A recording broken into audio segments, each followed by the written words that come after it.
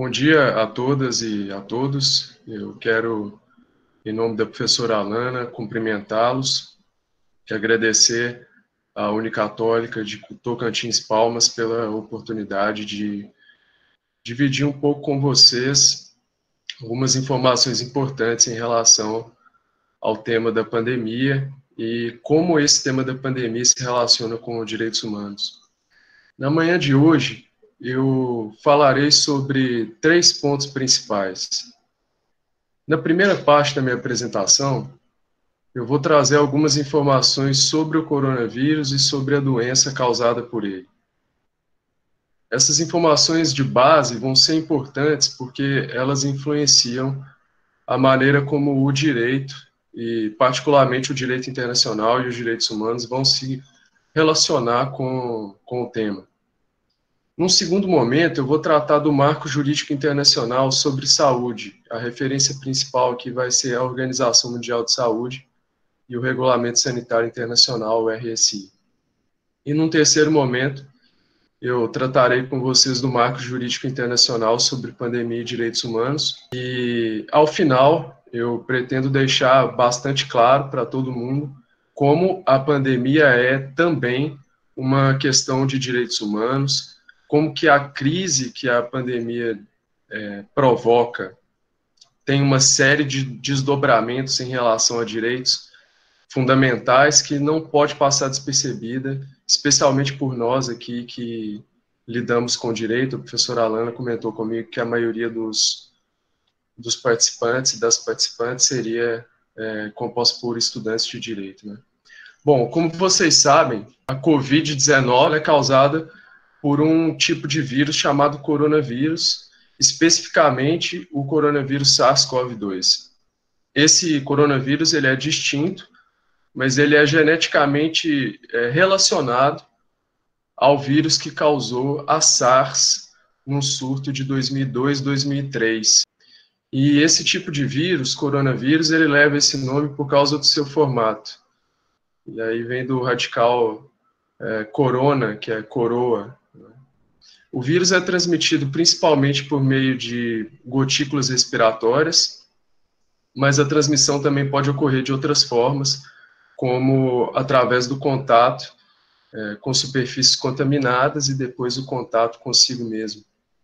O período de incubação da doença, que é o termo que os cientistas usam para designar o tempo entre o contágio e desenvolver a doença, é em média de 2 a 14 dias. Os sintomas mais comuns são tosse seca, febre, dor muscular e dificuldades respiratórias. A letalidade do vírus, nesse momento, é impossível de ser determinada, principalmente por causa das limitações que a gente tem de informações disponíveis. Vários países enfrentam dificuldades, por exemplo, até em termos de diagnóstico, de realizar testes, em termos de notificação de todas as pessoas contagiadas e de todas as pessoas mortas. Então, determinar a letalidade nesse momento é uma tarefa impossível. Não quer dizer que não se possam fazer aproximações. E segundo as aproximações mais recentes, ela gira em torno de 0,6% e 1%, que a letalidade pode ser menor do que isso ou bem maior do que isso, a depender de vários fatores. Nesse sentido, as pessoas mais velhas têm uma propensão maior de desenvolver o quadro mais grave e, infelizmente, até a morte por conta desse vírus. Os dados sugerem que pessoas do sexo masculino também têm uma propensão um pouco maior para vir a óbito. E, principalmente, pessoas com condições subjacentes de saúde, como problemas cardiovasculares, hipertensão, diabetes e doenças respiratórias, estão também mais sujeitas a virem a óbito.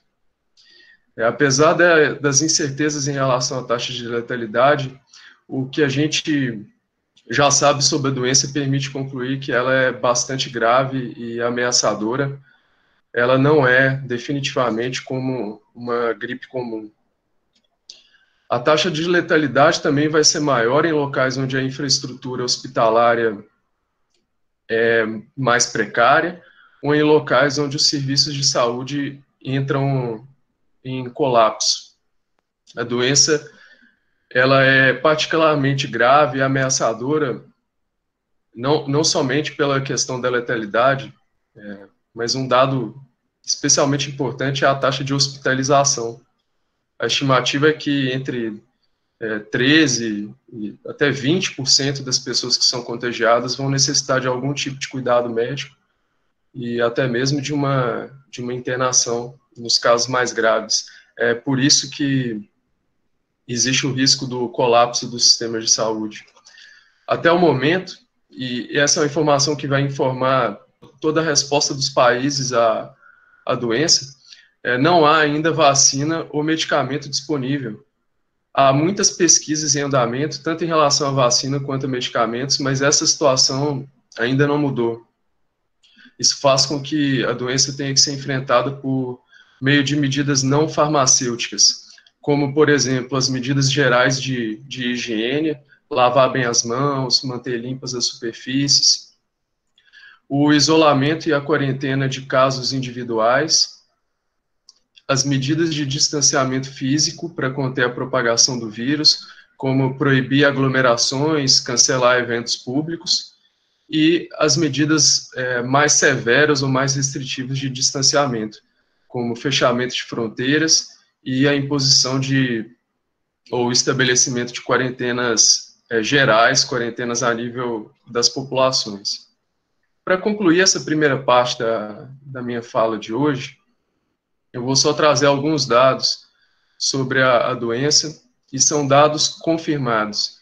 Esses dados estão disponíveis na página da Johns Hopkins, que tem feito um trabalho interessante de monitoramento da situação nos mais variados países. A gente tem, até o momento, mais de 5.800.000 casos confirmados em todo o mundo e mais de 360 mil mortes. No Brasil, são mais de 438 mil casos confirmados e mais de 26 mil mortos. Esses são, minhas amigas e meus amigos, os números confirmados. Como eu tinha dito antes, há grandes dificuldades de diagnóstico e de notificação. Infelizmente, os números reais podem ser muito maiores. Nessa segunda parte, eu vou tratar do marco jurídico internacional na questão da saúde. E aqui a referência principal é a OMS, a Organização Mundial de Saúde. Ela foi fundada em 7 de abril de 1948. É interessante que as delegações do Brasil e da China agiram juntas durante a Conferência de São Francisco, logo após a Segunda Guerra Mundial, para sugerir à comunidade de nações que uma organização desse tipo fosse criada.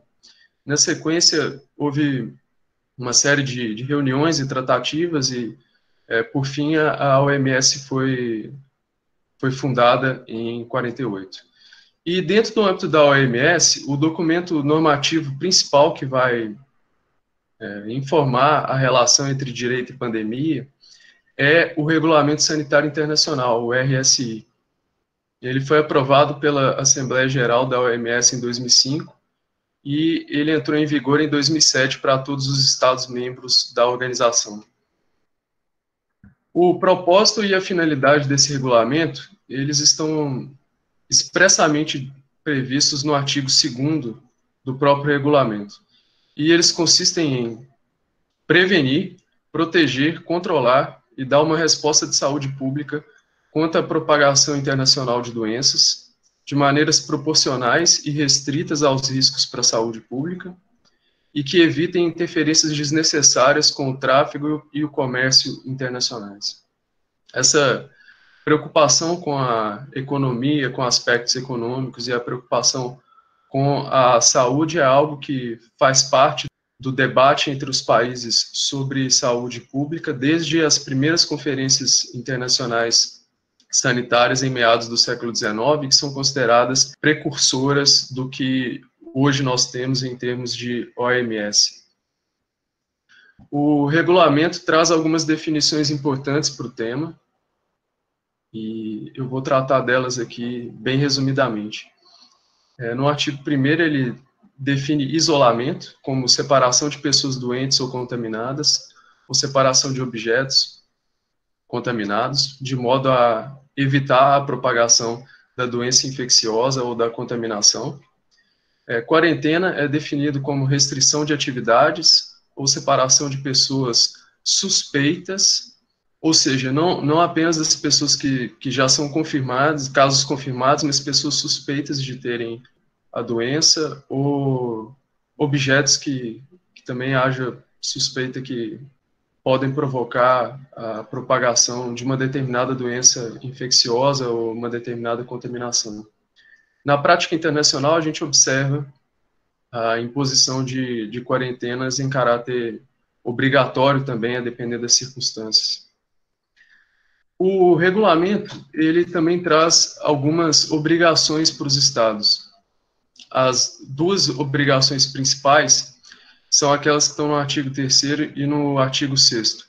A primeira é a obrigação de observar os direitos humanos na implementação do regulamento. E a segunda é a de notificar a OMS, num prazo de 24 horas, sobre os eventos que tenham acontecido no território de um determinado país e que possam se constituir como uma emergência de saúde pública de importância internacional. Esse conceito, emergência de saúde pública de importância internacional, ele também está definido pelo regulamento. Ele seria um evento de caráter extraordinário que, primeiro, constitui um risco para a saúde pública para vários estados, devido à propagação internacional de uma determinada doença, e segundo, ele exige uma resposta internacional coordenada, se é que a humanidade deseja conter esse evento ou essa emergência. Agir de maneira coordenada, de maneira coletiva. Na prática, ele funciona também como um alerta máximo que a OMS pode trazer para os países. Ele também tem repercussões no campo jurídico. No caso da Covid, a OMS declarou a emergência em 30 de janeiro de 2020. A partir desse alerta, considera-se que todos os estados estão informados sobre os riscos do vírus e da doença que ele causa. Houve alertas semelhantes de emergências desse tipo por parte da OMS, inclusive no passado recente, para citar alguns exemplos, né, a situação da H1N1, a gripe suína, em 2009, o surto de ebola em 2014, a situação do vírus Zika em 2016, que chamou muito a atenção do Brasil, imagino que vocês se recordem, dentre outros. O artigo 18 do regulamento é outro dispositivo que é de interesse aqui para a gente na manhã de hoje. Ele estabelece a possibilidade da Organização Mundial de Saúde de fazer recomendações aos estados e de recomendar medidas de saúde pública, dentre elas a quarentena de pessoas com suspeita de contágio, o isolamento e o tratamento das pessoas afetadas, o rastreamento e a localização de pessoas que tiveram contato com alguém suspeito ou com alguém com a doença confirmada, o impedimento de entrada em zonas mais afetadas por pessoas não afetadas por uma determinada doença e a restrição de saída de pessoas de zonas afetadas, são os chamados cordões sanitários, e são medidas que também, desde a gênese da cooperação internacional em matéria de saúde, com as conferências internacionais sanitárias do século XIX, já eram medidas debatidas, praticadas. Em relação à Covid, em particular, o que a Organização Mundial de Saúde recomendou aos países?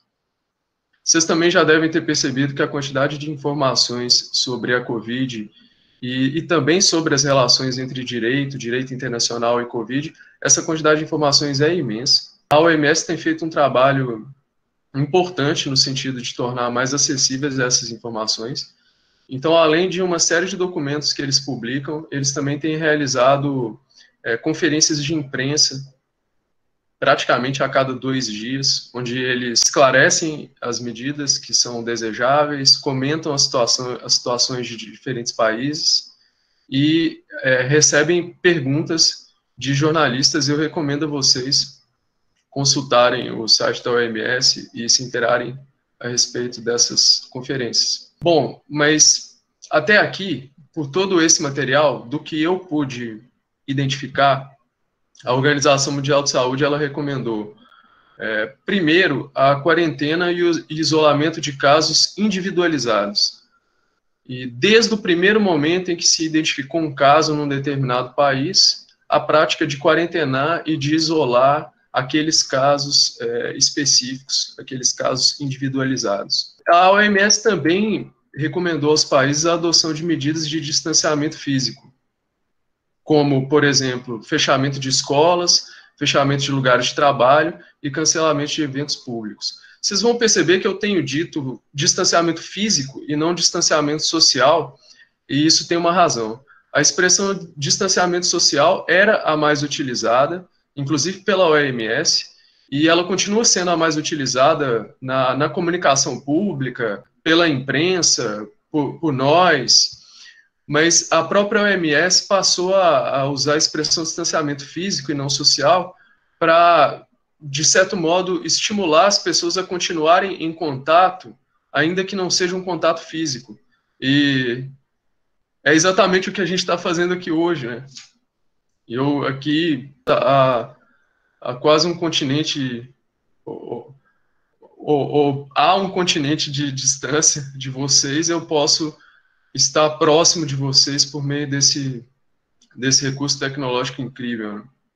Bom, a OMS também, além dessas medidas, ela também elogiou diferentes países que adotaram medidas mais severas e mais generalizadas de distanciamento, como essas quarentenas a nível populacional, e até mesmo os chamados lockdowns. Mas a organização também teve o cuidado de manifestar uma grande preocupação com os efeitos negativos dessas medidas e também com a necessidade de contextualizar essas medidas, já que as diferenças entre os países em termos de condições socioeconômicas, principalmente, são imensas, como vocês bem sabem. Qual que é a natureza jurídica dessas recomendações? Essas recomendações da Organização Mundial de Saúde, por si só, elas não são juridicamente vinculantes. No entanto, elas são bastante importantes. E elas são bastante importantes porque a Organização Mundial de Saúde não é uma organização qualquer. Ela exerce uma função de autoridade técnica em relação ao tema, e por isso as recomendações, os parâmetros que ela indica para os estados, eles gozam de uma autoridade, digamos, científica e técnica, e na prática eles sempre têm um peso enorme para os estados na hora deles tomarem as suas próprias decisões em relação às suas situações específicas. Meus caros, nós cobrimos as duas das 3 partes da minha apresentação de hoje. Agora eu adentro na terceira parte, que é onde eu vou tratar do marco jurídico internacional de direitos humanos e como ele se relaciona com a pandemia e como ele se relaciona também com as considerações feitas anteriormente em relação à OMS. Nesse sentido, quero pontuar em primeiro lugar para vocês que a pandemia é, evidentemente, antes de qualquer coisa, uma crise de saúde. Mas ela é uma crise de saúde que gera desdobramentos em várias outras áreas. Por isso, ela é também uma crise de direitos humanos. E eu vou apresentar para vocês aqui alguns sinais ou algumas provas de como a pandemia é também uma crise de direitos humanos, a começar pelas obrigações jurídicas internacionais em relação ao tema da saúde e em relação ao tema do enfrentamento de doenças infecciosas. Aqui eu vou me valer principalmente de dois parâmetros ou duas fontes principais, né? Os parâmetros das Nações Unidas, de tratados que o Brasil é parte e tantos outros países, e também de normas do âmbito interamericano, do Sistema Interamericano de Direitos Humanos. No âmbito das Nações Unidas, vocês sabem que dois são os instrumentos jurídicos que são considerados as mães de vários outros em matéria de direitos humanos, que são os pactos de 1966. O Pacto Internacional de Direitos Econômicos, Sociais e Culturais e o Pacto Internacional de Direitos Civis e Políticos. O artigo 12 do Pacto Internacional de Direitos Econômicos, Sociais e Culturais, ele prevê o direito de todas as pessoas à saúde e ele prevê de maneira expressa a obrigação do Estado de, dentre outras, prevenir e tratar as enfermidades epidêmicas. Está no artigo 12.2 C do Pacto. O marco jurídico interamericano, ele também prevê essa mesma obrigação de prevenir e de tratar enfermidades e enfermidades epidêmicas. Nesse sentido, eu pontuo em primeiro lugar que o direito humano à saúde, ele está protegido como derivação dos direitos humanos à vida e à integridade pessoal, direitos que estão previstos na Declaração Americana de Direitos Humanos, na Convenção Americana de Direitos Humanos, que vai ser, digamos, o tratado base do sistema interamericano. A preservação de saúde, ela é textualmente prevista na Declaração Americana, e o direito à saúde também está protegido, inter alia, no artigo 26 da Convenção Americana e, claro, no Protocolo de San Salvador. Em termos de aplicação do direito à saúde, da norma estabelecida em termos mais gerais de direito à saúde, às situações de doenças infecciosas, existe um precedente muito interessante, que é de 1985 e que, coincidentemente, diz respeito ao Brasil. Em 85, a Comissão Interamericana de Direitos Humanos analisou um caso envolvendo violações de direitos humanos a comunidades indígenas Yanomami, e naquele ano a comissão adotou a sua resolução 1285, esse documento está disponível como basicamente todos os outros que eu mencionei na minha apresentação, vocês podem consultar facilmente no site da comissão. A comissão afirmou de maneira expressa que o Estado tinha a obrigação jurídica de fornecer cuidados médicos preventivos e curativos aos indígenas afetados por doenças infecciosas. Na jurisprudência da Corte Interamericana também, nós encontraremos referências importantes para esse tema de a relação entre direito e pandemia, entre direito à saúde e pandemia. Em particular, a Corte Interamericana se referiu a um documento do Sistema ONU, que é a Observação Geral 14, do Comitê de Direitos Econômicos, Sociais e Culturais das Nações Unidas, como uma fonte importante para aclarar qual que é o conteúdo do direito à saúde. Isso foi feito em diferentes casos, dentre eles o caso Pobletes Vilches contra Chile. A Observação Geral 14, ela prevê, dentre outras coisas, os seguintes itens. Primeiro, se considera que o Estado é internacionalmente responsável por violar o direito à saúde em casos de morbidade desnecessária ou prevenível, então, mortes que poderiam ser evitadas e que, por falhas do Estado, terminaram sendo provocadas, violam o dever de respeito ao direito à saúde.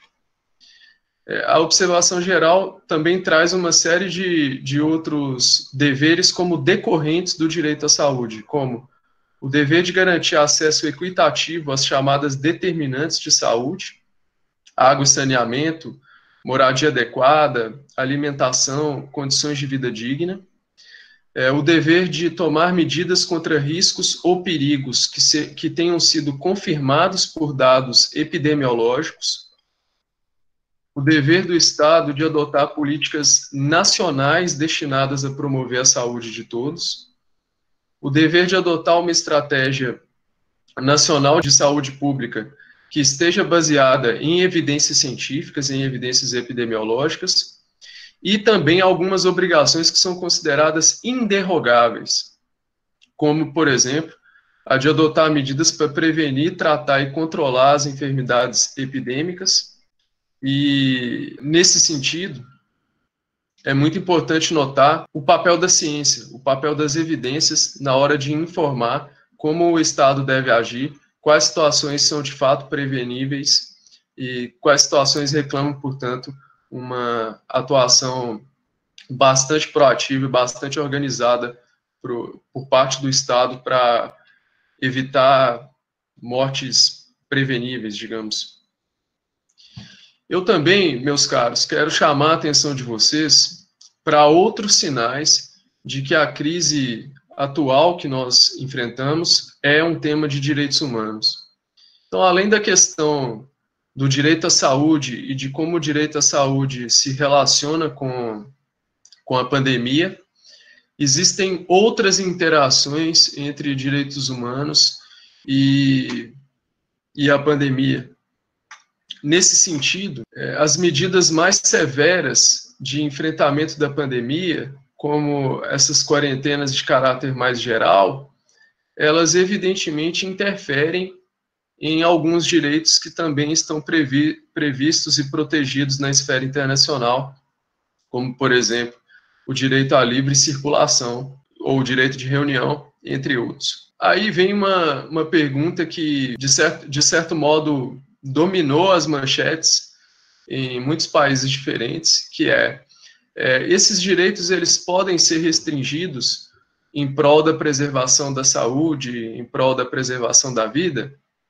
É interessante notar que as normas jurídicas internacionais já traziam uma resposta para essa pergunta e elas já traziam parâmetros para as diferentes sociedades, para os diferentes estados lidarem com esse tipo de desafio. Nesse sentido, algumas normas de direitos humanos, elas trazem de maneira expressa a possibilidade de serem restringidas em determinadas situações. Eu vou dar alguns exemplos. No âmbito dos tratados da ONU, o Pacto de Direitos Civis e Políticos, no artigo 12 e no seu artigo 21, eles prevêem de maneira textual que os direitos de livre circulação e os direitos de reunião pacífica, eles podem ser restringidos, desde que isso respeite a legalidade, desde que isso seja necessário e desde que isso seja de fato necessário para uma finalidade legítima, que seria proteger a saúde pública e também os direitos e liberdades de outras pessoas. Nesse sentido, tem uma característica interessante da doença, sobre a qual eu comentei na primeira parte, que vai ter uma relevância direta em como a gente interpreta essa norma e como a gente aplica essa norma à realidade concreta dos nossos países, das nossas sociedades. Eu me refiro aqui à maneira como a doença é transmitida, em primeiro lugar, principalmente por contato, por proximidade, pelas gotículas respiratórias, e em segundo lugar, o fato de não haver ainda intervenções farmacêuticas, como vacinas ou medicamentos, embora, como eu havia dito a vocês, a gente esteja com muitas pesquisas em andamento em todo o mundo nessas duas frentes. O que esses dois fatos que a doença impõe, essas duas características da doença, influenciam nesse debate aqui específico? É que se eu não tenho intervenções farmacêuticas disponíveis, eu tenho que adotar intervenções não farmacêuticas para conter a doença. E se eu não faço isso, a letalidade está aí. E os problemas que a doença pode provocar estão aí. Então, não apenas eu implemento intervenções não farmacêuticas como medidas de distanciamento, para proteger a saúde de um modo geral, a saúde pública, evitar o colapso dos sistemas de saúde, evitar o colapso dos sistemas funerários, mas eu também faço isso em nome da proteção de direitos e liberdades de outras pessoas. É um fato de que se você pode ficar em casa, e se você fica em casa, se você não circula, você está não só se protegendo, mas você está protegendo outras pessoas também, né? Bom, normas parecidas às normas que vocês vão encontrar no âmbito das Nações Unidas também estão presentes no sistema interamericano. Mas antes de falar um pouco sobre elas, eu queria só deixar aqui como uma referência para os estudantes de direito. Existe um documento que desenvolve melhor os critérios de como determinados direitos podem ser, digamos, limitados, que são os chamados princípios de Siracusa. Bom, no âmbito interamericano, vocês vão encontrar disposições similares em tratados como a Convenção Americana. Existem disposições textuais a respeito da possibilidade de restrição de determinados direitos, como vocês podem perceber nas normas relativas ao direito de reunião, as normas relativas à liberdade de associação, as normas relativas à circulação e também os artigos estão indicados aí, artigo 15, 16 e 22 da Convenção, e também vai ser interessante para essa análise jurídica o artigo 30 da Convenção, que ele trata do alcance das restrições. E além das restrições, também está prevista a possibilidade de suspensão de alguns direitos em situações extremas. Isso está previsto no artigo 27, e alguns países têm recorrido a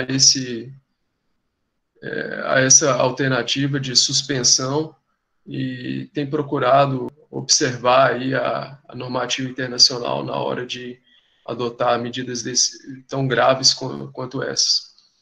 O que eu diria para vocês, assim, num resumo apertado, é que o essencial é perceber que existem parâmetros para que essas limitações de graus diferentes não sejam arbitrárias, não sejam ilegítimas. Eu comento com vocês que a Comissão Interamericana tratou desse assunto de uma maneira específica no seu comunicado de imprensa 76 de 2020, que também está disponível no nosso site. Assim, em termos bem resumidos, qualquer limitação ela deve observar parâmetros como se ela serve a um fim legítimo ou não. Então, nesse caso, seria o de evitar o colapso do sistema de saúde, evitar mortes, conter a propagação do vírus. Se essa medida que a gente está discutindo de limitação de direitos, se ela é necessária para que esse fim seja alcançado, se ela é proporcional, ou seja, se não existem outras medidas menos graves que poderiam alcançar essa finalidade da mesma forma. E também os estados devem observar os critérios da legalidade e da temporalidade em relação a essas medidas mais graves. Eu também quero convidar vocês a conhecer um outro documento, além do comunicado de imprensa, que eu tinha comentado há pouco, que é a resolução número 1 de 2020, que foi adotada pela Comissão Interamericana, e que é o grande documento de referência sobre pandemia e direitos humanos. Os assuntos que eu tratei aqui e outros assuntos estão lá, e estão desdobrados em um nível maior de detalhe. Esse documento já, embora tenha sido adotado muito recentemente, ele já foi citado, adotado como parâmetro, ele já foi observado por diferentes países, diferentes agentes estatais, poder judiciário, poder executivo, etc.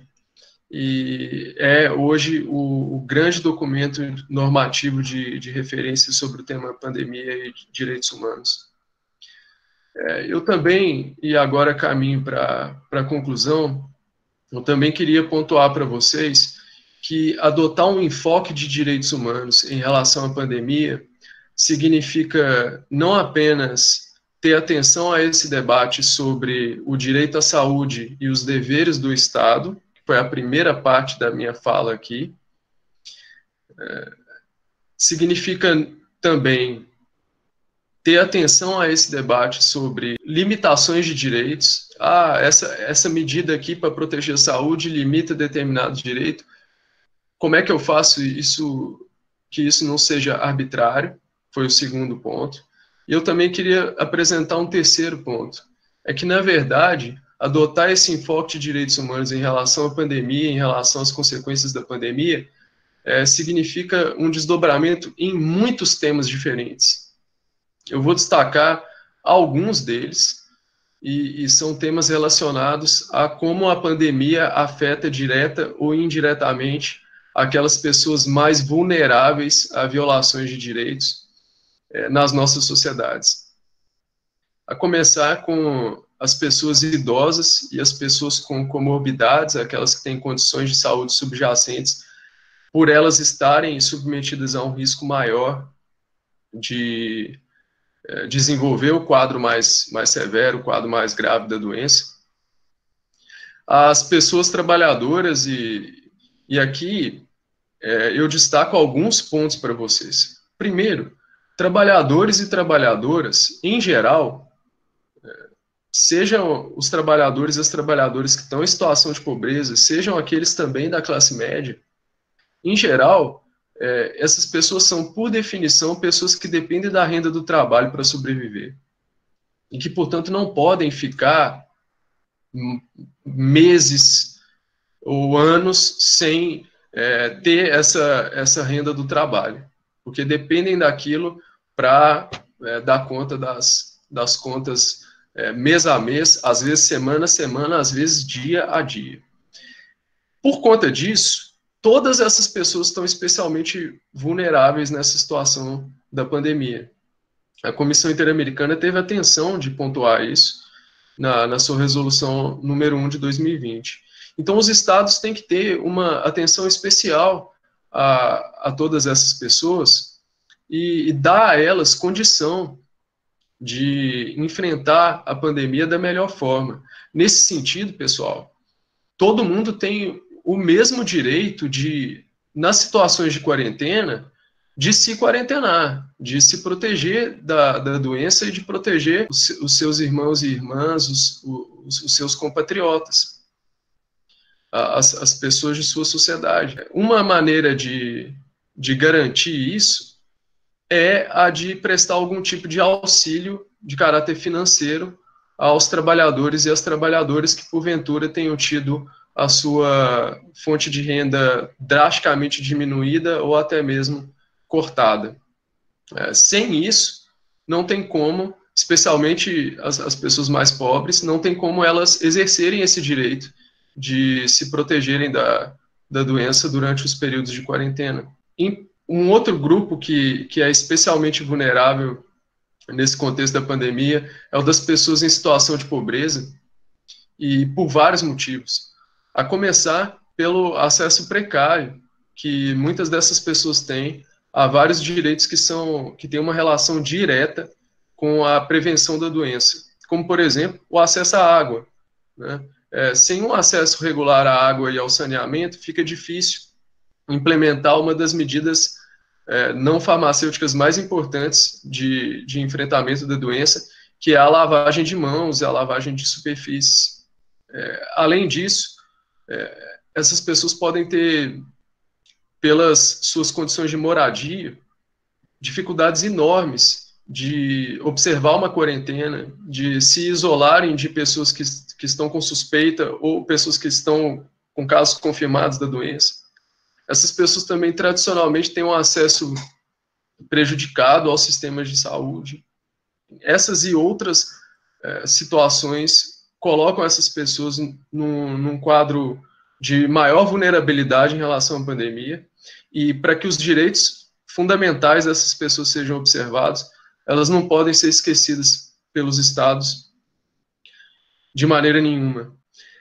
Grupos também historicamente marginalizados, ou que historicamente enfrentam dificuldades no exercício dos seus direitos, na nossa região como um todo, não apenas no Brasil, a gente percebe entre esses grupos as pessoas afrodescendentes e as populações, comunidades afrodescendentes também, como as comunidades quilombolas e outras comunidades tradicionais, comunidades indígenas.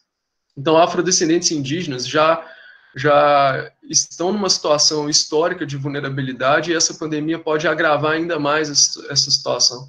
Alguns dados preliminares de diferentes países já têm mostrado um pouco essa terrível face da pandemia, que pode ser evitada se houver esforços coletivos em torno disso, né? Por exemplo, numa letalidade maior entre esses grupos, e a gente já sabe que indígenas, existem indícios ou mesmo evidências de que os indígenas têm uma vulnerabilidade ainda um pouco maior em termos da própria doença. Pessoas com deficiência, a comissão ela tem trabalhado com todos esses temas, além da resolução número 1 de 2020, vocês podem conferir os vários comunicados de imprensa que têm saído na comissão, e saiu um comunicado de imprensa específico sobre pessoas com deficiência nesse contexto da pandemia, e é muito importante garantir a essas pessoas condições dignas de vida e, se for necessário, sempre que for necessário, o acesso à saúde, né? Mulheres e crianças. Aqui eu lamento ter que destacar um problema que tem sido recorrente nos diferentes países, que é o problema da violência doméstica, que tem aumentado no contexto da pandemia, ao que tudo indica, e mulheres e crianças são particularmente afetadas por esse grave problema. As pessoas privadas de liberdade e seus familiares, ambientes fechados e superlotados, como são muitos dos estabelecimentos carcerários, são ambientes que favorecem a propagação do vírus. Os estabelecimentos carcerários, as prisões de toda a região, já enfrentaram vários problemas com doenças infecciosas no passado.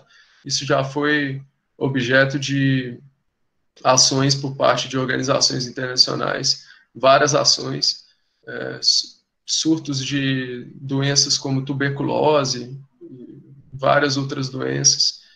Então, num contexto de uma doença infecciosa que se transmite da maneira como a Covid se transmite, essas pessoas elas ficam numa situação particularmente difícil, e medidas para reduzir a superlotação de estabelecimentos carcerários são necessárias para evitar que essas pessoas passem até a doença e que essas pessoas morram por conta da doença. Pessoas em mobilidade humana, como pessoas migrantes, enfrentam uma situação particularmente difícil durante a pandemia, porque muitos países adotam o fechamento de fronteiras, por exemplo, e outras práticas de restrição de movimento e circulação. A gente tem, só para ilustrar, só para dar um exemplo dentre vários problemas que as pessoas em mobilidade humana têm enfrentado, mas a gente tem pessoas que, por exemplo, foram expulsas de um determinado país, mas o seu país de origem está com as fronteiras fechadas e não recebe essas pessoas, então elas ficam ali, situação extremamente precária de fronteira. A comissão também já se pronunciou especificamente sobre esse tema. Pessoas LGBT que também historicamente sofreram discriminação, e agora no contexto da pandemia outras situações surgem, como por exemplo problemas em relação ao registro civil. Então pessoas que ainda não tinham seu registro civil modificado, numa situação, por exemplo, de cerceamento de circulação, apresentam documentos e acabam sendo hostilizadas porque o registro civil ainda não está atualizado, e várias outras situações que também foram objeto de atenção e de preocupação por parte das organizações internacionais. Defensoras e defensores de direitos humanos, essa categoria ela tem um significado jurídico muito especial, né? Ela não é, por exemplo, limitada aos defensores públicos, mas ela abarca toda e qualquer pessoa que age, né, em prol dos direitos humanos. Então ela abarca lideranças de movimentos populares, sindicalistas, jornalistas, quer dizer, qualquer pessoa que, naquele seu contexto, tenha atuado em prol dos direitos humanos, e num momento de pandemia, num momento de emergência, pode haver violações específicas em relação a essas pessoas, e isso também está no radar das organizações. E eu também queria comentar com vocês as fragilidades que sofrem todos aqueles e aquelas que perderam entes queridos durante essa pandemia, ou que, infelizmente, ainda irão perder entes queridos. E esse é um tema particularmente difícil, porque a morte por si só já é trágico o suficiente. Mas, dependendo do contexto da pandemia, essa tragédia pode ser ainda mais aprofundada. Então, em lugares onde o sistema de saúde entra em colapso e o sistema funerário entra em colapso, as pessoas passam a não poder exercer um de seus direitos mais básicos, que é o de sepultar de maneira digna os seus entes queridos. O peso disso é imenso, e, do ponto de vista jurídico, a comissão também se pronunciou a respeito desse tema, e do direito ao luto como um direito essencial, em um comunicado de imprensa que também está disponível no nosso site. Bom, aqui eu encaminho para as minhas palavras finais, dizendo a vocês que as situações de injustiça ou de especial gravidade que eu comentei agora na parte final, bem como outras situações, elas têm sido visibilizadas por organizações como a Comissão Interamericana de Direitos Humanos, os organismos das Nações Unidas de Direitos Humanos e também organizações da sociedade civil que atuam na defesa, na promoção e na proteção de direitos fundamentais. Eu convido vocês a se inteirarem sobre o trabalho dessas organizações e também a refletirem e reflitamos juntos sobre o papel que cada um de nós tem individualmente e também em coletivos de contribuir para que a gente tenha um mundo menos injusto e menos desigual. A pandemia, de certo modo, acelera a história, torna mais visíveis ou mais drásticas as consequências de injustiças que estiveram aí historicamente, e a escolha por atuar contra essas injustiças, eu posso dizer a vocês, é uma escolha que envolve uma série de sacrifícios e de esforços. Vale muito a pena. É uma boa razão para se viver. Muito obrigado. Doutor Henrique, muito obrigada pela explanação claríssima a respeito dessa proteção internacional. Para poder fazer alguns comentários sobre a sua explanação, eu convido a professora Sibéria, que é nossa professora de Direitos Humanos da casa. Por favor, professora Sibéria. Professor Henrique, primeiro gostaria de agradecer e elogiar a sua fala. Trouxe uma contribuição muito significativa. Sempre é bom olhar com olhos diferentes questões que nos afligem e que estão aí sendo debatidas com tanto afinco e com tanta presença nos dias de hoje, né? E eu fico aqui com algumas questões que gostaria de refletir juntamente com o senhor. Diante desse cenário todo, que é tão complexo, onde nós vamos naturalmente ver a relativização de alguns direitos humanos, como pensar estados que violam, não é, essas orientações da OMS e, consequentemente, violam também os direitos humanos. Essa é uma proposição aí de uma reflexão. Outra é uma pergunta, né? Como o senhor vê a reiterada atitude do governo brasileiro em utilizar muitas vezes do princípio da reserva do possível em questão da saúde para justificar algumas decisões que naturalmente vão fazer com que o direito à saúde seja também violado, né? Pelo não não ter condições de fato, aparelhar o Estado para poder cumprir as suas obrigações. São essas as questões que eu acho que seriam interessantes a gente começar a debater, né?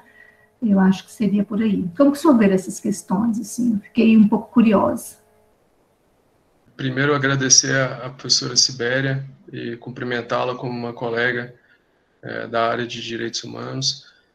E são dois os pontos principais, né? Primeiro, como lidar com estados que não observam as normas internacionais.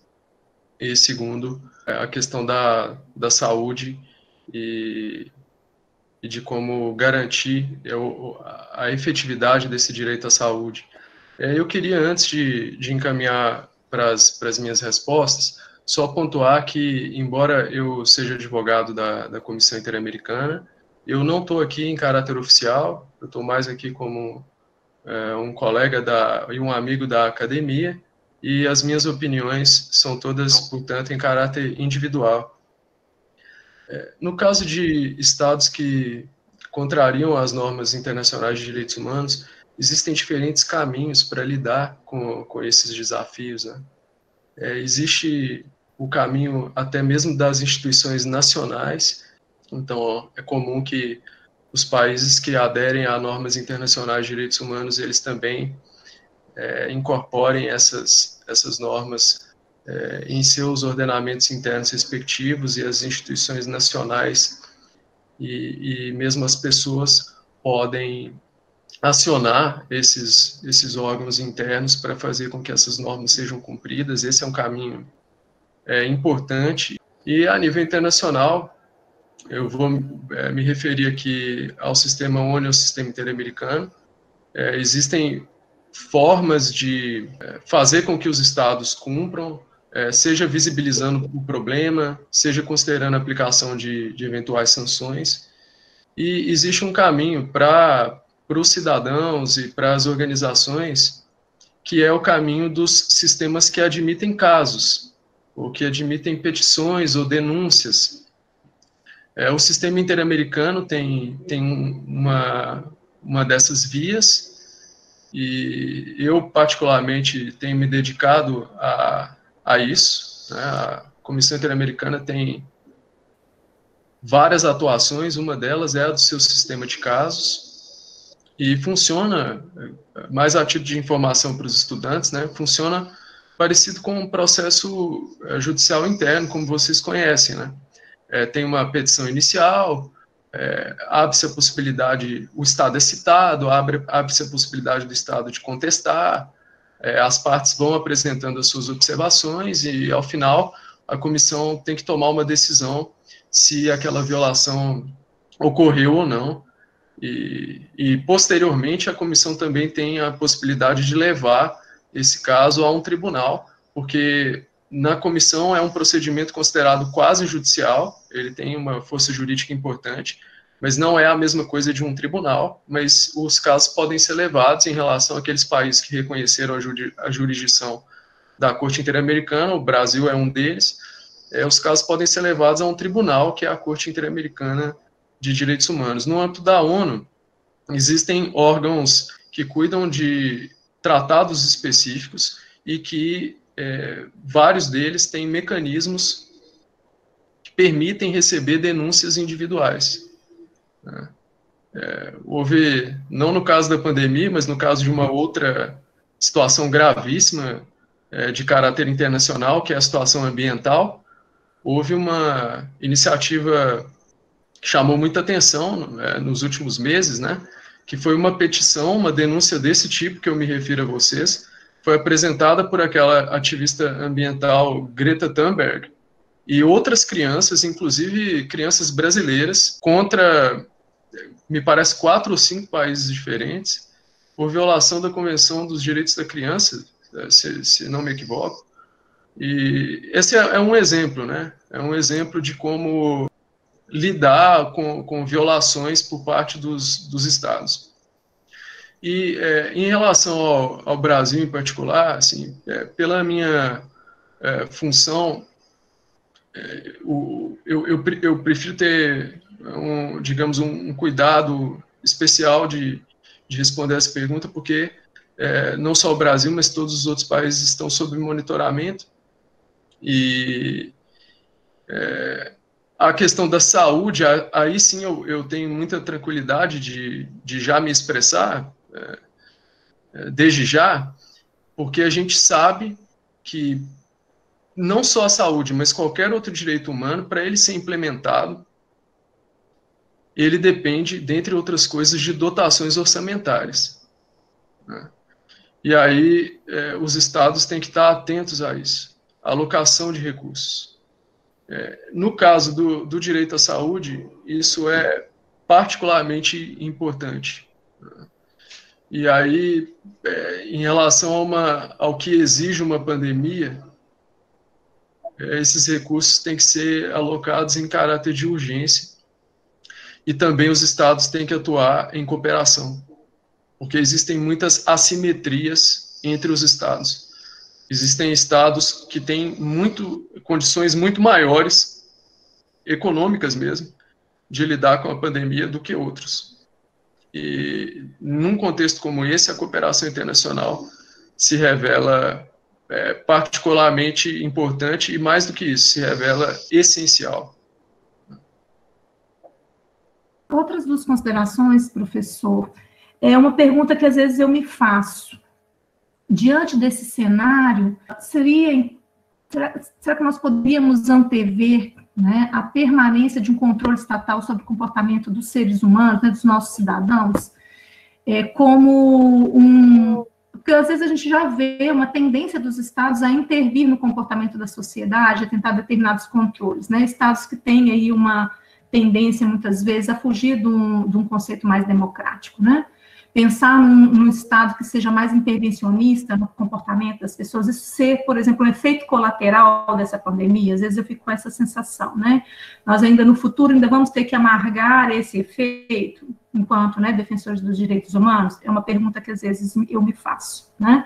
Quando tudo isso acabar, porque eu sou uma pessoa otimista, eu acho que tudo isso vai passar, e nós vamos ter aí uma retomada da nossa vida, enfim. Será que um efeito colateral não vai ser esse controle permanente do Estado, ele tentar realmente instaurar mecanismos de controle aí na vida do cidadão? E aí nós termos ainda que, mais uma vez, retomar os direitos humanos para falar realmente dessas violações aí que são, como eu coloquei, um efeito colateral dessa pandemia, né? Então, é uma questão que me fica. E outra, né, que o senhor tocou muito bem e que eu até gostaria de elogiar, é a preocupação com algumas comunidades, e que também eu vejo que nós temos que lançar uma especial atenção, no caso, por exemplo, dos indígenas, né? Nós estamos vendo aí o marco temporal como entrando para uma hermenêutica jurídica no entendimento mesmo, para rever questões de demarcação de terra, né? A questão, assim, às vezes, de até fomentar conflitos no campo, aumentar uma insegurança jurídica nas pautas aí de defesa dos indígenas, e aí a gente vê agora mais a questão da pandemia. Então, me parece que é uma comunidade que precisa de nós, estudantes dos direitos humanos, um olhar um pouco mais atento, né? Até mesmo realmente das instituições como um todo, uma especial atenção dada à vulnerabilidade dessas comunidades. Então, eu gostaria de agradecer aí o seu olhar, né, a sua citação a essa comunidade, chamar uma atenção realmente para essa discussão. São essas duas últimas considerações, professora Alana. E no mais, professor Henrique, muitíssimo obrigada, sua fala realmente traz aí uma contribuição muito grande para os direitos humanos, e eu faço das suas palavras as minhas. É uma área realmente que precisa ser cada vez mais iluminada, para que os nossos alunos compreendam como uma carreira não só possível, mas como uma carreira realmente que traz uma satisfação pessoal muito grande, muito significativa. Parabéns, professor. Muito obrigado. Eu vou, então, responder as perguntas pela ordem. Antes disso, eu entendo a curiosidade em relação ao Brasil, presente na pergunta anterior, e eu acredito que eu posso acrescentar algumas informações em relação à minha resposta anterior para atender a essa curiosidade. Mais recentemente, o presidente da Comissão Interamericana de Direitos Humanos, comissionado Joel Hernandes, que também é o relator para o Brasil, ele deu uma entrevista muito interessante, se não me engano, para o Eu País, para um veículo internacional de imprensa, onde ele tratou da situação brasileira. E eu queria, porque foi pontuada a questão do afastamento em relação às medidas recomendadas pela OMS, eu queria também destacar, por outro lado, algo que o presidente comentou, e que é algo positivo, quer dizer, especialmente a nível dos estados e dos municípios, muitas autoridades estatais tiveram uma atenção especial às medidas que as boas práticas internacionais, que as evidências científicas estavam indicando como as melhores para reduzir o número de mortos, para proteger mais a vida e a saúde da população. Bom, mas entrando agora nessas duas últimas perguntas, né? Esse primeiro ponto sobre a interferência do Estado na vida das pessoas, ele é um ponto importantíssimo, né? Importantíssimo.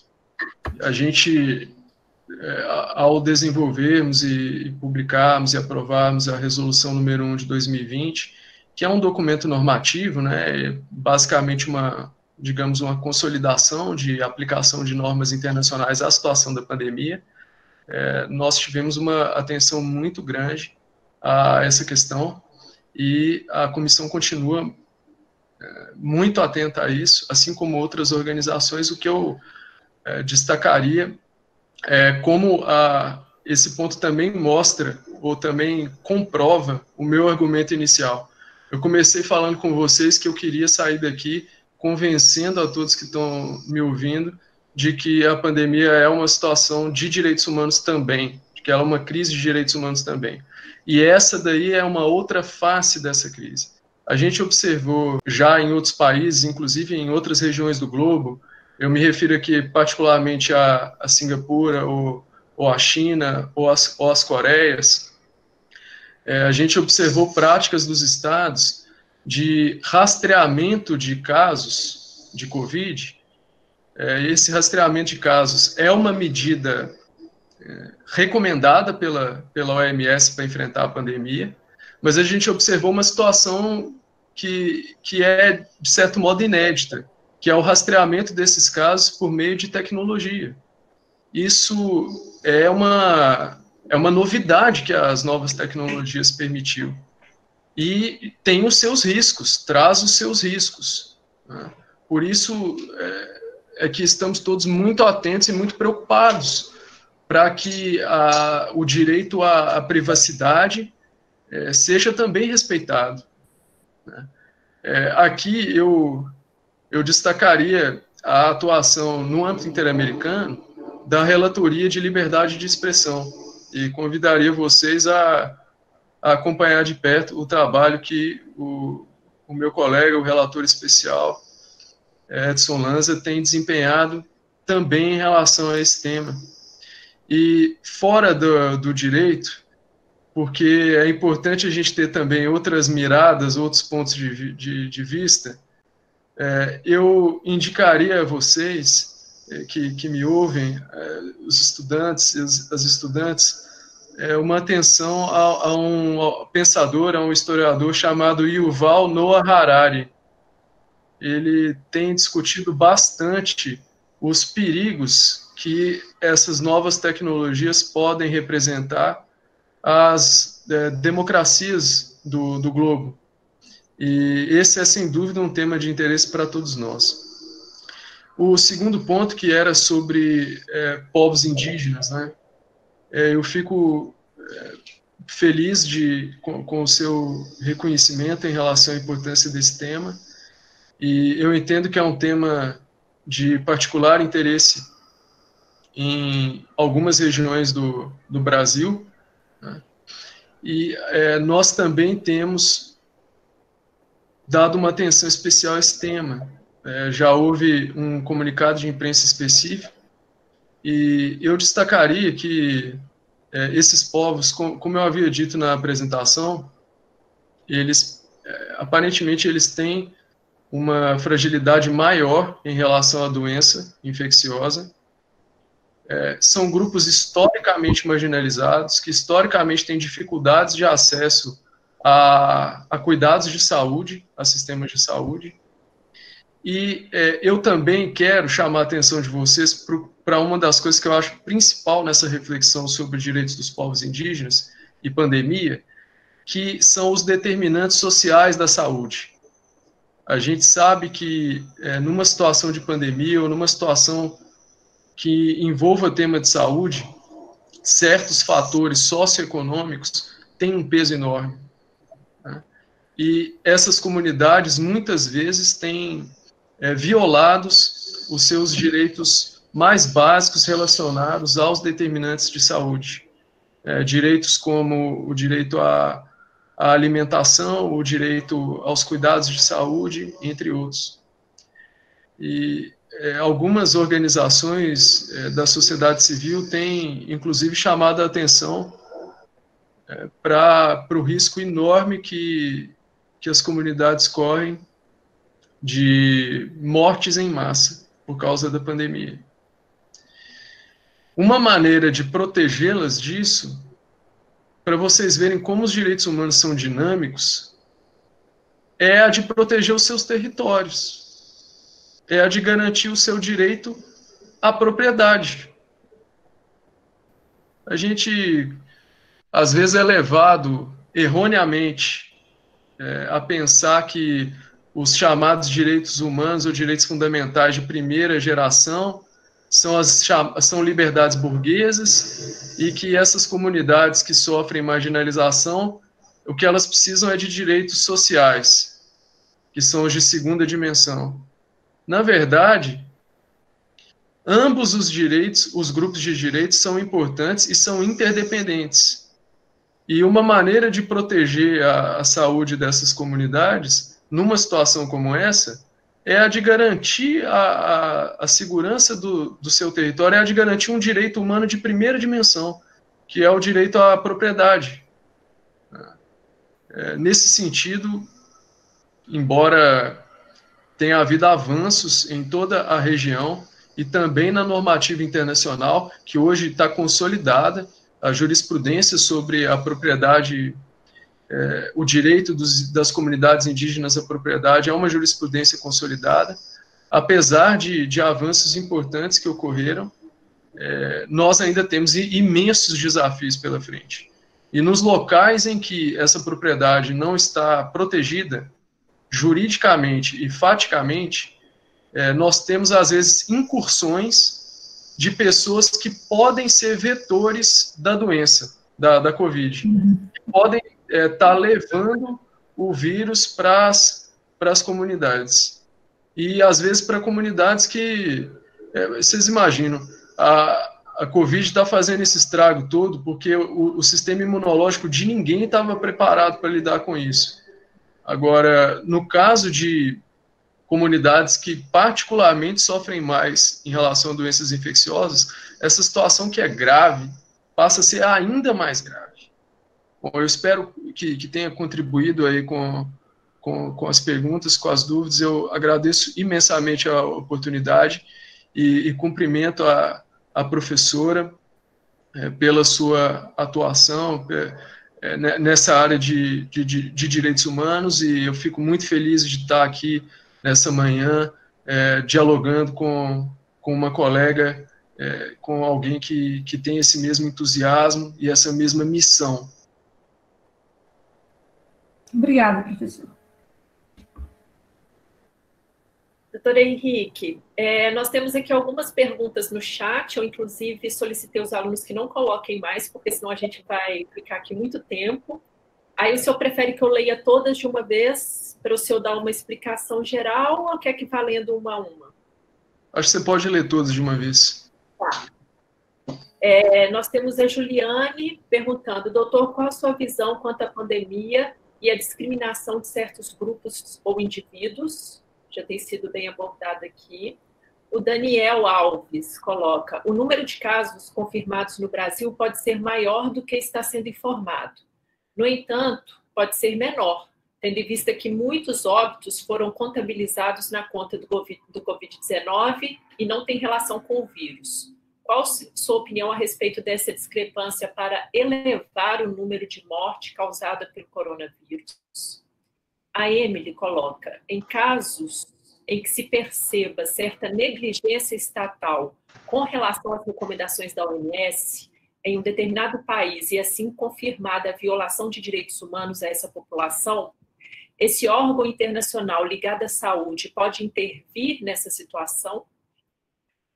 Orlando, como estabelecer um diálogo produtivo com o cidadão ou até mesmo estudante de direito leigo na área que minimize os direitos humanos frente ao combate do Covid-19?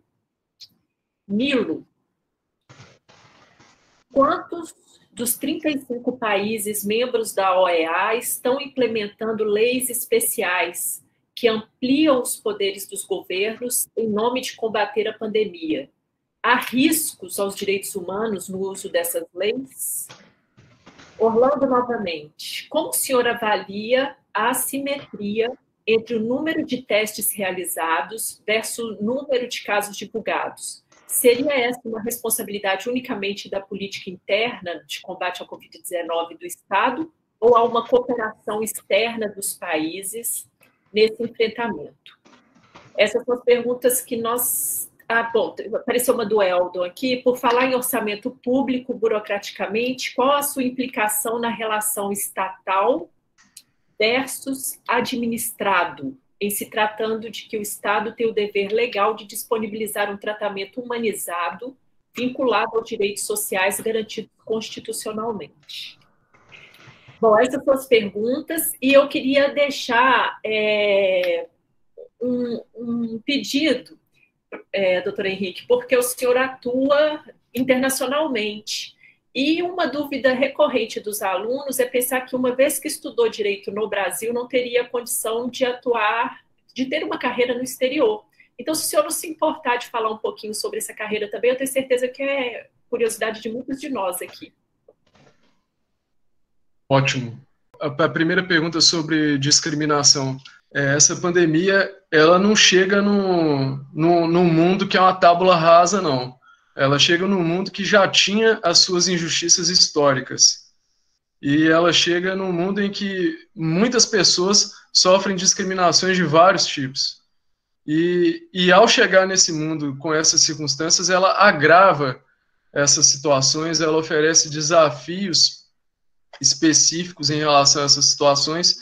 E o tema da igualdade e da não discriminação, ele é um tema que se desdobra em várias frentes. Eu vou destacar aqui a questão do acesso à saúde, né? A gente sabe que em países como o Brasil e mesmo em países desenvolvidos como os Estados Unidos, existem assimetrias muito grandes no acesso à saúde. E eu tenho familiaridade com os dados do Brasil em particular. Nós sabemos que a quantidade de leitos de UTI, ou a quantidade de respiradores, dentre outros fatores que são especialmente importantes no contexto da pandemia da Covid, em cada região, em cada cidade, varia enormemente. Esses recursos tendem a se concentrar nas capitais e eles tendem a se concentrar também nas regiões economicamente mais desenvolvidas, sul, sudeste e centro-oeste. Isso gera um problema sério, porque dependendo do estado de onde você está, você vai ter dificuldades imensas. Se você for um daqueles 13% ou 20% dos casos que vai precisar de hospitalização, você vai ter dificuldades imensas de acessar o sistema de saúde. E aí os riscos que a doença oferece são radicalmente aumentados. A gente também tem a face terrível da falta de igualdade e da discriminação em relação às próprias mortes. Fatores como etnia e condição socioeconômica, eles estão diretamente associados a uma mortalidade maior. Então, essas e outras situações discriminatórias inaceitáveis podem e devem ser combatidas. A segunda pergunta foi sobre o número de mortes, que ele pode ser maior pela falta de notificação e falta de testes, como aí o colega disse, como também pode ser menor, porque podem existir casos que estão sendo contabilizados como Covid e na verdade, são de outras doenças. Bom, eu vou trabalhar aqui com o que a gente tem de informação dos cientistas e dos profissionais de saúde. Todas as pesquisas que saíram até aqui, já saíram algumas, todas elas indicam para o cenário de subnotificação. Então, eu não duvido que num país continental você não possa encontrar alguns casos em que o diagnóstico foi mal feito ou que uma determinada morte foi contabilizada por Covid e não deveria ter sido. Mas, no geral, o que as pesquisas que já foram feitas até agora sugerem e afirmam é a situação oposta. E só para vocês entenderem por que esse número está muito abaixo, basta vocês compararem o número de testes que foi feito no Brasil com o número de testes que foi feito em países que estão testando muito, como a Alemanha ou a Coreia do Sul. A gente está muito atrás, o país está muito atrás em relação à capacidade de testes. E tem certas coisas, pessoal, que são abertas à discussão, abertas a opiniões divergentes. Tem outras que são coisas objetivamente medidas, mensuráveis, né? E essa é uma delas. Assim, o número de testes é uma cifra objetiva. E se vocês consultarem, eu garanto para vocês que, infelizmente, esse número de testes está muito aquém e que o nosso país ainda continua sendo um dos que menos testa em todo o mundo. A terceira pergunta foi sobre recomendações da OMS que, porventura, não estejam sendo observadas, se a própria OMS pode intervir. Essas recomendações da OMS, elas não são, por si só, juridicamente vinculantes. Então, você não vai ver a OMS fazendo, por exemplo, o que um órgão como a Comissão Interamericana de Direitos Humanos é capaz de fazer, que é fazer digamos, uma crítica direta a um determinado Estado, porque ele está violando uma obrigação jurídica internacional. A OMS não vai fazer isso, porque o caráter da organização é outro. É só para ficar claro, assim, ela não é um órgão jurídico, né? Ela é um órgão técnico de saúde.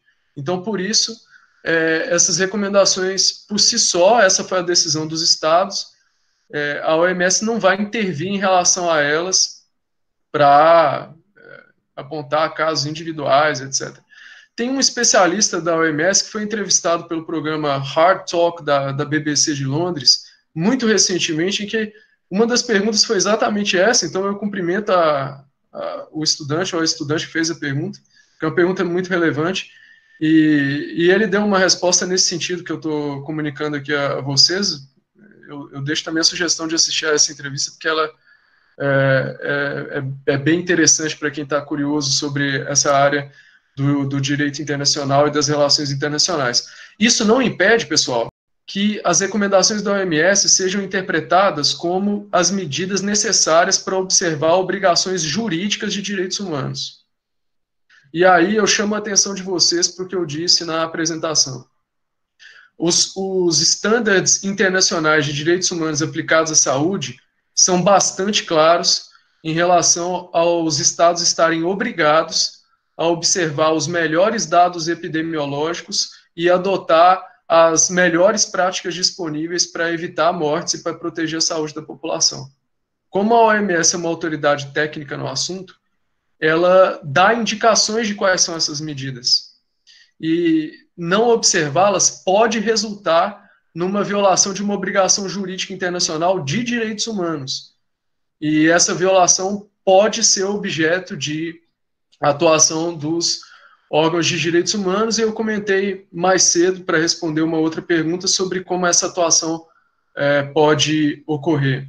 E isso gera um ônus argumentativo para os estados, Porque se o Estado quiser discordar de uma determinada recomendação, ele vai ter que apresentar dados científicos que justifiquem essa discordância. É claro, né, a gente não discute um tema de saúde com base em outra coisa senão dados científicos. Se você se adoece, por exemplo, você vai procurar um médico, né? Você não vai procurar a mim, que não sou da área.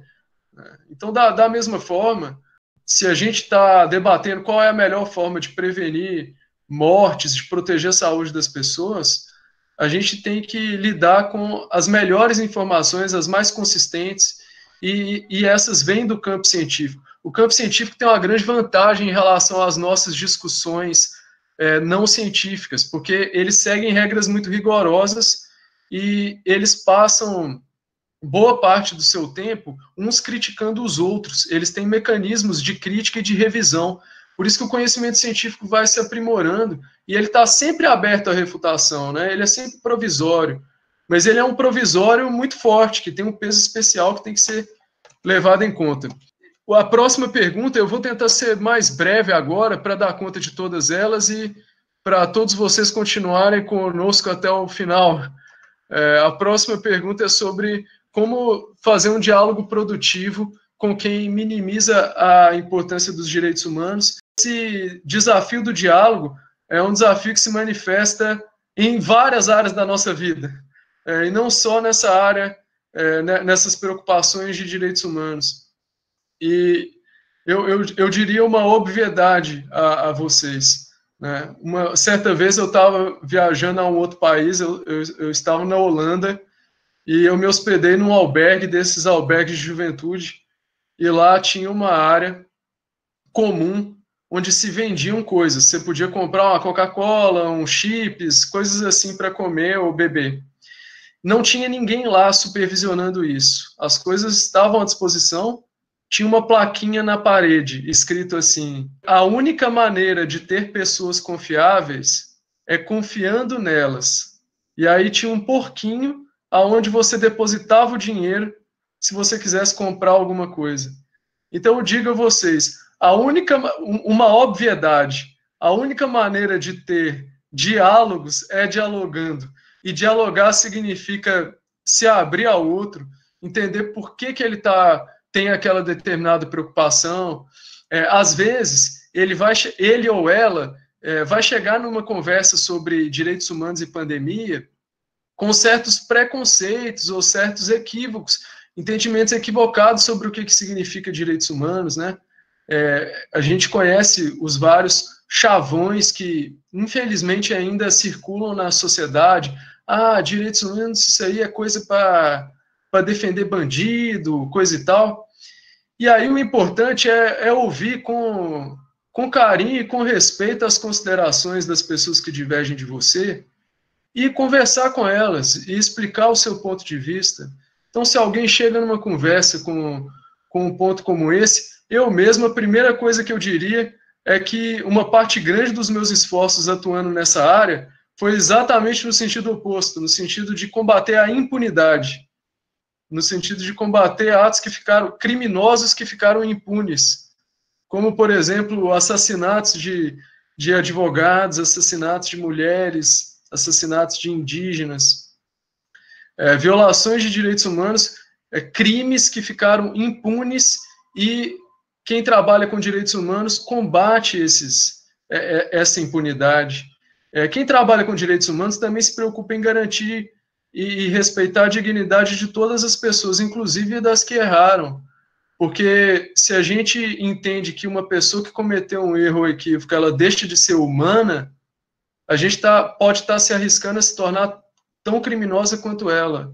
Então, inclusive, para a gente ter uma superioridade moral, não é só uma questão jurídica, mas para ter uma superioridade moral em relação a uma pessoa que comete um crime, por exemplo, a gente tem que dar garantias mínimas para essas pessoas também, e isso não é problema nenhum, e eu entendo que a maioria das pessoas pode concordar com isso num diálogo racional, como elas podem concordar com a importância dos direitos humanos, porque eles são fundamentais, inclusive ao direito da própria pessoa de discordar de você, ao direito que nós temos de estarmos aqui hoje reunidos e conversando sobre esse assunto. Então, eu diria, meu amigo ou minha amiga que fez essa pergunta, que o caminho do diálogo é o caminho de dialogar abertamente e de esclarecer equívocos e de esclarecer preconceitos. É claro que isso depende de todas as pessoas que estão participando do diálogo estarem abertas a esse diálogo. Eu acredito que uma forma de conseguir fazer com que a pessoa esteja aberta ao diálogo é reconhecer as preocupações dela.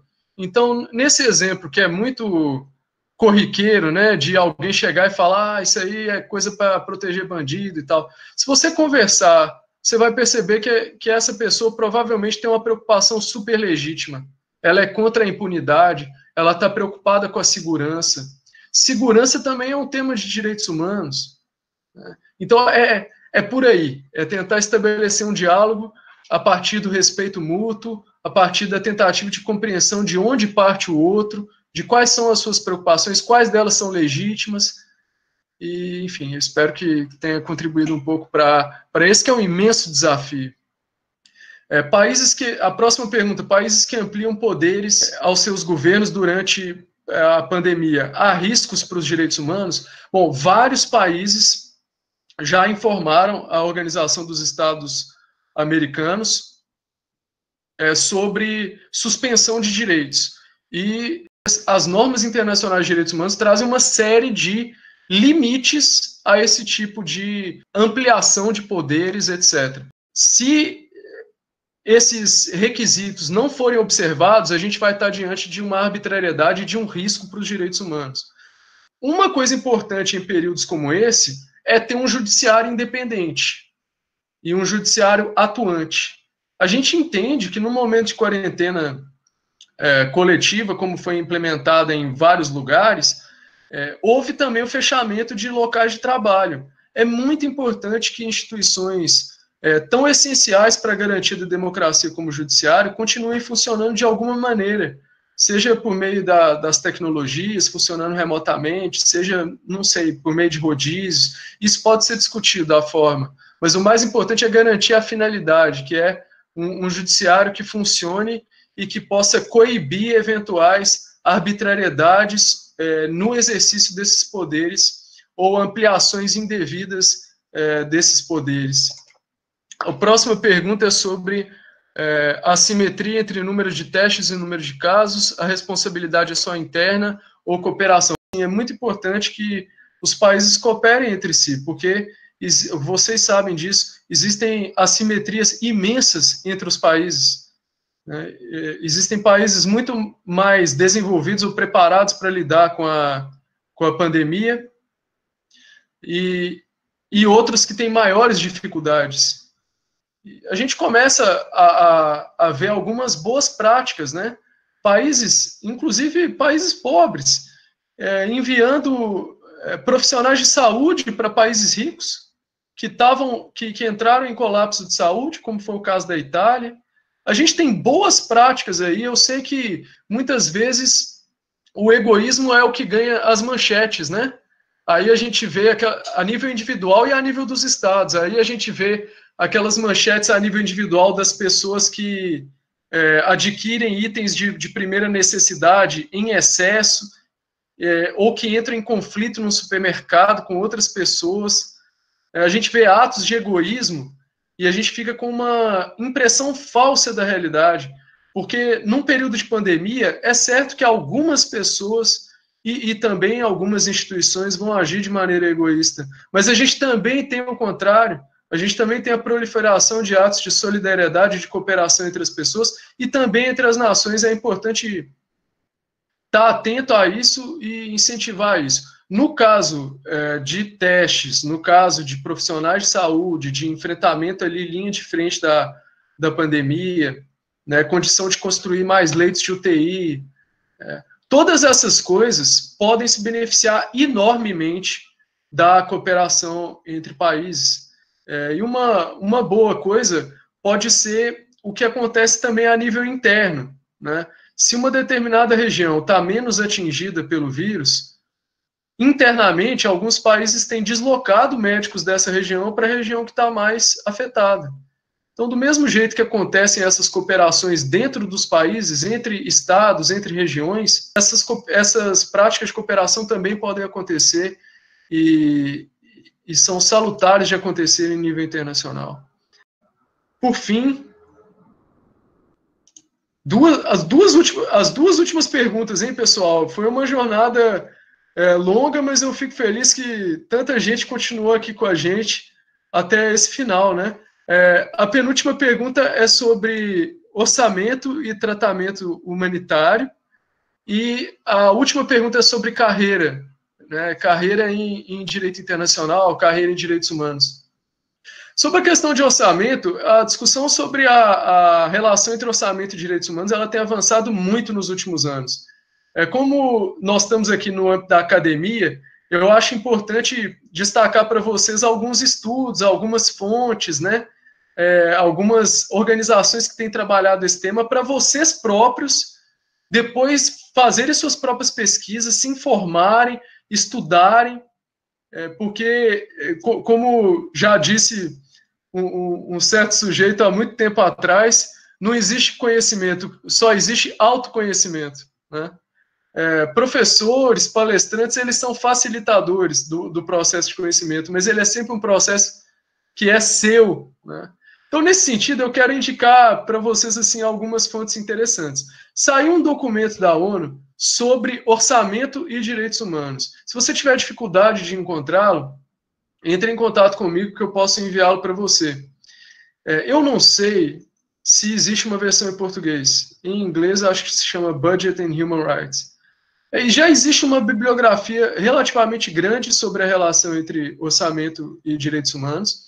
E no Brasil, existem organizações da sociedade civil que estão atentas a esse tema. Eu me lembro, eu sempre tive curiosidade em relação a esse assunto, pela minha atuação também no âmbito do direito tributário, e pelas minhas preocupações sociais, preocupações com sociologia do direito.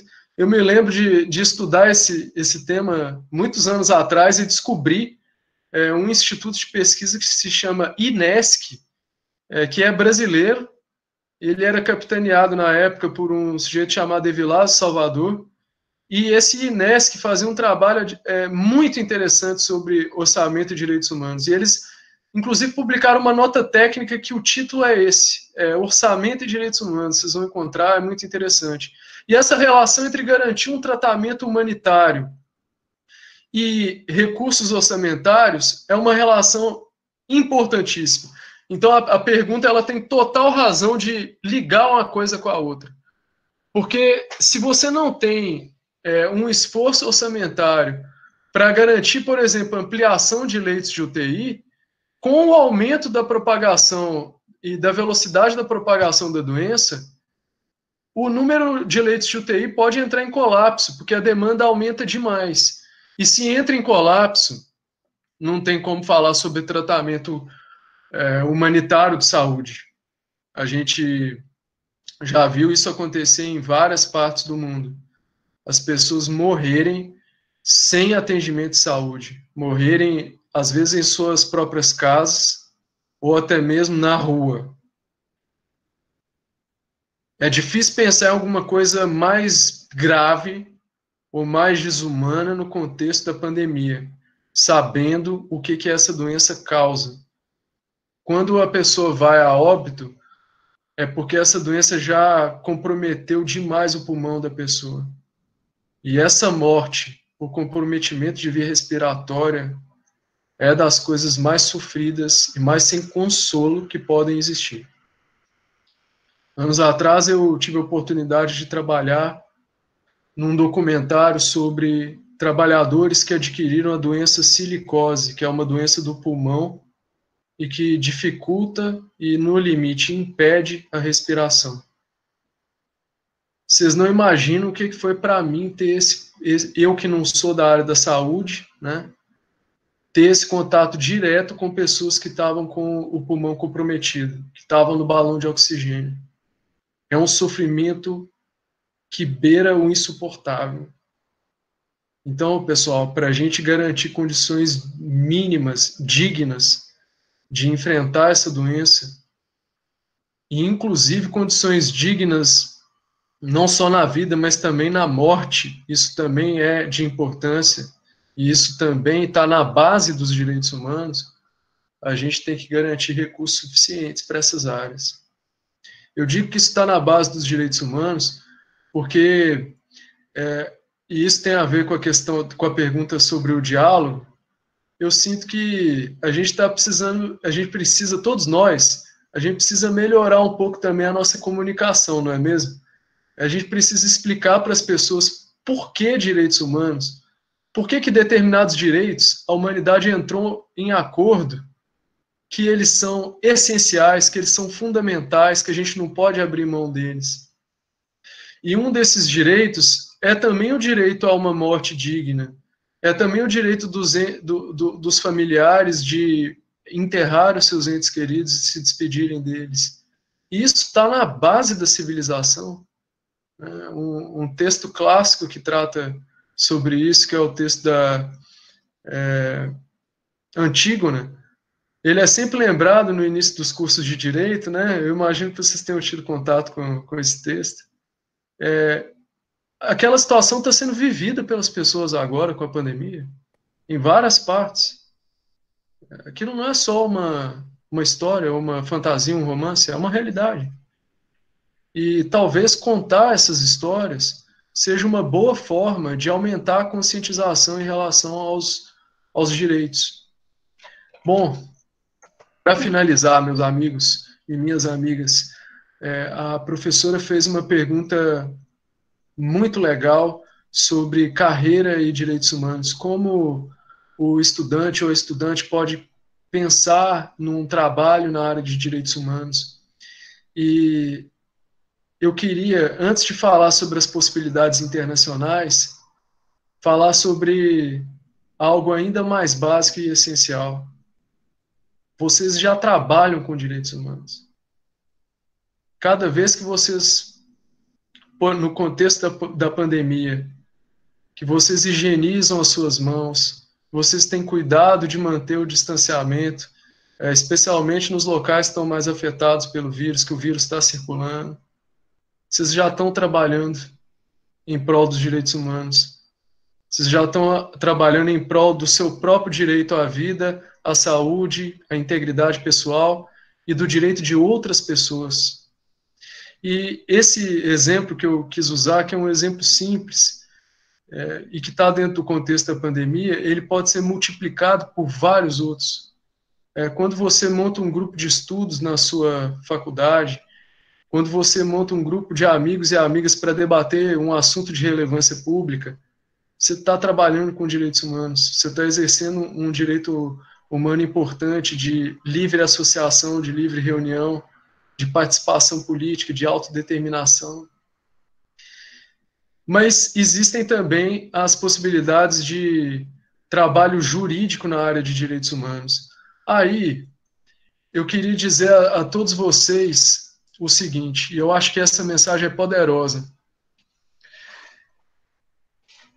Existirão aqueles que farão do trabalho em direitos humanos uma profissão de fé, que farão coisas parecidas com votos de pobreza para atuar nessa área. Eu mesmo tenho um colega de épocas de faculdade que ele abdicou de trabalhar num dos maiores escritórios de advocacia do país para trabalhar voluntariamente num movimento social relacionado à moradia. E graças ao trabalho dele e de vários outros, milhares de pessoas tiveram um teto em cima da cabeça delas na hora de dormir e na hora de acordar. Existem esses casos. Existem também os casos das pessoas que atuam em direitos humanos por meio do setor público, né? Advogados que se tornam defensores e defensoras de direitos humanos, pessoas que vão trabalhar no Ministério Público nas áreas correlatas a direitos humanos, tantas outras possibilidades. Também existe esse caminho, o caminho de trabalhar em dedicação exclusiva ou em dedicação principal com direitos humanos nas instituições nacionais, no setor público. Existe também o caminho de trabalhar no setor privado com direitos humanos. As empresas crescentemente têm se preocupado com direitos humanos existe um mercado crescente sobre due diligence em matéria de direitos humanos, e esse também é um outro caminho. Mas eu queria comentar com vocês um caminho que eu vejo que é pouco comentado. E é o caminho daquele e daquela que vai, por exemplo, atuar na área privada, em áreas que não são diretamente relacionadas com direitos humanos, advogados e advogadas que vão atuar no direito empresarial, no direito civil, no direito tributário, mas que, ao lado dessa atuação deles e delas, eles fazem trabalhos importantes de direitos humanos. Eu estou enfatizando esse ponto, meus amigos e minhas amigas, porque muitas vezes, no nosso curso de Direito, a coisa aparece como ou 8 ou 80, né? Ou você faz um voto de pobreza e vai trabalhar junto aos movimentos sociais e populares, ou você vai trabalhar para as empresas e lava as mãos e deixa as preocupações humanitárias de lado. E essa visão é uma visão muito restrita da realidade, uma visão muito restrita dos caminhos que estão disponíveis para todos vocês. E eu garanto a vocês que aqueles de vocês que seguirem esse caminho de combinar uma atuação na área, no setor privado, mais na área empresarial, com uma atuação humanitária, um trabalho, por exemplo, de advocacia pro bono, um trabalho de estudos nessas áreas, de assessoria gratuita a pessoas que atuam nessas áreas. Eu garanto a vocês que esse caminho é um caminho que traz muita dignidade, muita realização, muita oportunidade de se sentir bem por estar fazendo algo pelo próximo, pelo seu irmão, pela sua irmã. E aí eu deixei para o finalzinho a possibilidade de trabalho na área internacional, que tem sido o meu caminho nos últimos anos. As organizações internacionais de direitos humanos, tanto na esfera da sociedade civil, quanto na esfera das organizações internacionais, como a OEA ou a ONU, elas têm uma série de oportunidades profissionais para aqueles e para aquelas que querem trabalhar na área. Infelizmente, essas oportunidades são mais escassas do que deveriam ser. E o nível de competição entre as pessoas por cada uma dessas vagas é muito grande. Mas isso não pode servir para desanimar a ninguém, né? Pelo contrário, deve servir para, de uma maneira adulta e responsável, entender quais são as dificuldades e se preparar para enfrentá-las. Em matéria de preparação, algumas coisas se revelam básicas e essenciais, como o conhecimento de idiomas estrangeiros infelizmente, uma barreira, porque a gente sabe que muita gente não tem acesso a essa oportunidade educacional, mas acaba sendo algo bastante desejável para alguém que almeja esse tipo de carreira. O conhecimento e a prática de direito internacional e de direitos humanos. E é interessante que você pode conhecer e praticar direito internacional e direitos humanos desde o seu bairro, desde a sua cidade, né? Um exemplo disso, esse meu amigo que eu comentei com vocês agora há pouco, que foi atuar na área de direito à moradia, os advogados e advogadas que atuaram defendendo as pessoas sem teto, eles usaram argumentos baseados em tratados de direitos humanos. Então, ter esse tipo de experiência com os tratados, mesmo a nível interno, vai ser algo importante para a sua preparação e também para agregar para o seu currículo na hora de você disputar uma vaga na área internacional. Muitas outras coisas poderiam ser ditas sobre isso. Eu vou me manter à disposição daqueles e daquelas que tiverem curiosidade em relação a esse tema e vou concluir a minha participação indicando um site. Infelizmente, ele está em língua inglesa, ele não tem uma versão em português até onde eu sei. Mas esse site traz informações muito boas para qualquer um que tenha interesse na carreira internacional e na carreira internacional na área de direitos humanos. Ele se chama Human Rights Careers. Além de ser um site, ele é uma página e um grupo no Facebook. Então, aqueles e aquelas que estão interessados, eu recomendo fortemente acessar esse site, acessar a página e solicitar a participação no grupo, porque eu vejo ali muita postagem de vaga, postagem de cursos online que vocês podem fazer de qualquer lugar, de qualquer lugar onde vocês estão. E, bom, é isso. Eu agradeço mais uma vez aí as professoras pela oportunidade e a cada um e a cada uma de vocês que esteve comigo até esse momento. E eu não posso deixar de desejar a cada um de vocês muita saúde nesses tempos tão difíceis. Muita saúde a vocês e aos seus amigos e aos seus familiares. Obrigado. Doutor Henrique, muito obrigada pela clareza da sua exposição, nos esclareceu sobre tantas coisas. Gente, eu digo que nessa semana acadêmica eu estou aprendendo muito, muito, porque cada uma dessas oportunidades são únicas. Uma das nossas alunas perguntou se o senhor tem uma rede social profissional para acompanhar. Tem sim. Eu tenho sim. Vocês podem me acompanhar no LinkedIn e eu também estou no Facebook e eu também estou no Instagram. Eu ainda estou aprendendo a usar o Instagram melhor, mas também estou lá.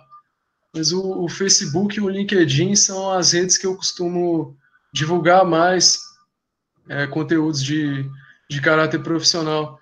E no caso do LinkedIn, tem um limite lá de conexões que eu, infelizmente, já alcancei. Mas isso não nos impede de nos conectarmos, porque existe aquela possibilidade de seguir. E eu convido vocês, então, eu fico feliz pelo interesse. Eu agradeço aí a aluna ou aluno que fez esse comentário e me coloco à disposição de vocês para a gente continuar em contato através dessas redes. Tá bem, muito obrigada. Eu queria registrar aqui, em nome de todos os alunos, a nossa gratidão por ter se disponibilizado nesse momento. Inclusive, eu acredito que por conta do fuso horário, deve ter sido mais difícil aí ter que acordar um pouquinho mais cedo para nos atender. As minhas olheiras estão denunciando, né? Eu queria agradecer a presença aqui da professora Sibéria, que colaborou com o nosso diálogo, professor Ayrton e professor Wellington, que estão aí presentes também. Estou achando muito interessante o interesse dos professores da casa de estarem aqui acompanhando as discussões, porque realmente elas são relevantes e nos ajudam a refrescar a cabeça, nos dão novos insights para os estudos, né? Em tempos de isolamento, tem sido muito produtivo a gente aproveitar esse tempo para estudar. Então, agradeço muito, doutor Henrique, agradeço todos os alunos, como eu venho falando, cada pergunta que vocês colocam aí enriquecem muito o nosso aprendizado. Então, continuem com esse hábito maravilhoso. O chat deu uma liberdade para os alunos falarem. Eu brinco que, às vezes, no auditório, a gente ficava com o microfone assim, alguém quer fazer alguma pergunta? Ninguém falava nada, mas agora com o chat, olha que maravilha. Todo mundo se manifestando e não deixando nenhuma dúvida para trás. Muito obrigada, doutor. Seja sempre bem-vindo à nossa instituição. Quando estiver com novos estudos, me avise que a gente vai ter muito prazer em recebê-lo novamente, porque foi muito bom ouvi-lo. Eu que agradeço. Até a próxima. Um abraço. Até a próxima. Obrigada, gente.